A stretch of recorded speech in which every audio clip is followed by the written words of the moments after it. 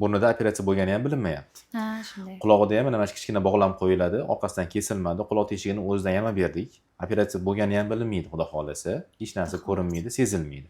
Narkozlarimiz ham shunaqa zamonaviy narkoz, ko'ngil aynish, qayd qilishda bo'lmaydi. Kecha zomindan kelgan bemorlarimiz operatsiyasini o'tkazganmiz. 12 yosh bo'lishiga qaramasdan ham burundan, ham quloqdan operatsiyani o'tkazdik. Quloq pardasi teshigi edi va burun to'siq qiyshiq edi. Qanaqa ahvolda endi?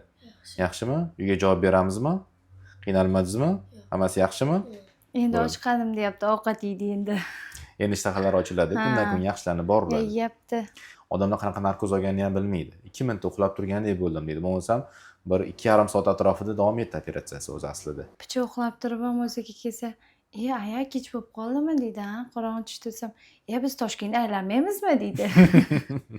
Yaxshi bo'lib ketsang aylanamiz xudo xolisa dedim. Yoshi bilan yana uxlab qoldi, yaxshi o'tkazdi. Rahmat sizga ham. Borlaringizga shukr.